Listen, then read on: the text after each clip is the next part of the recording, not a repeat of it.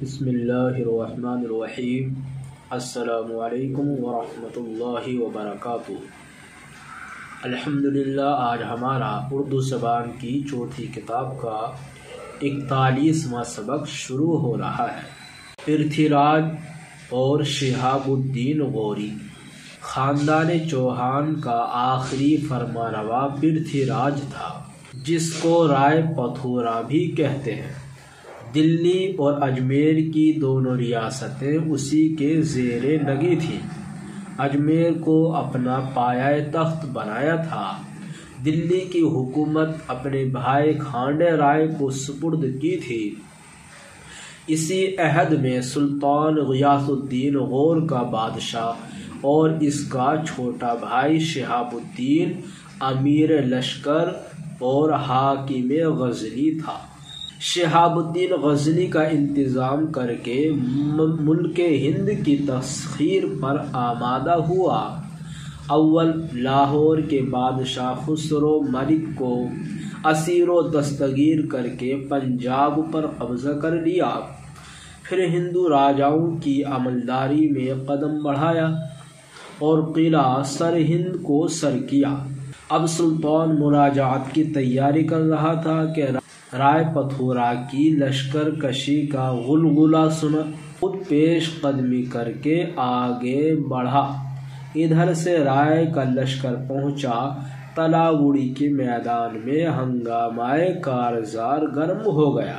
جس وقت سلطان کی فوج راجپوتوں کے قلب پر جھکی ہوئی تھی، اس کا دایاں اور بایاں بازو شکست کھا کر بھاگا، مگر سلطان کچھ رفیقوں سمیت میدان میں جمع رہا۔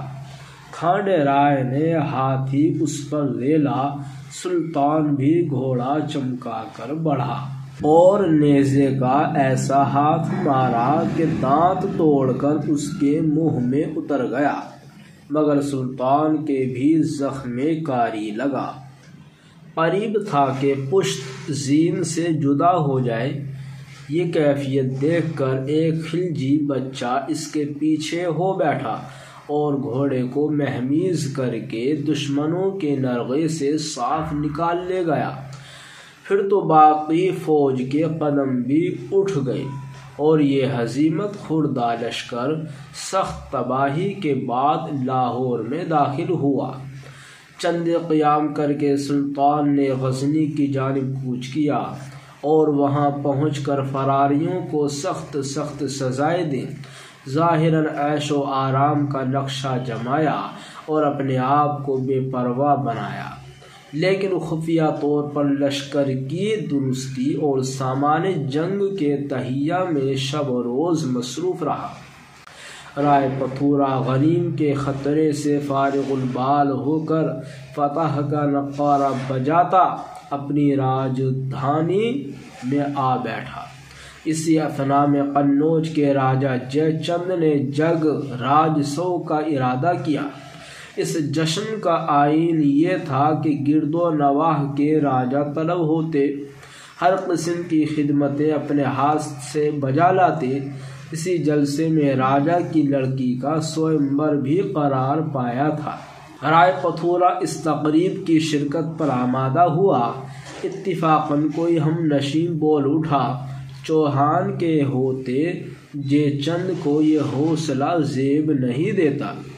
رائے کو بھی راجپوتی مڑک آ گئی، جانا ملتوی کر دیا۔ جے چند اس کے نہ آنے سے ایسا برہم ہوا کہ رائے کی طلائی مورت بنوا کر جشن کے دنوں میں دربان کی جگہ کھڑی کرا دی۔ جب سنا کہ اس کی ہتک اس طرح کی گئی ہے تو رائے کو تاب نہ رہی۔ کچھ جودھا جوان ہمراہ لے کر تماشائیوں کے لباس میں جا دھمکا اور اس مورت کو بے دھڑک اٹھا لایا۔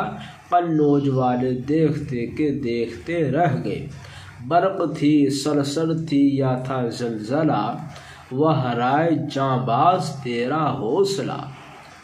الحمدللہ، آج کا ہمارا یہ سبق یہیں پر مکمل کرتے ہیں۔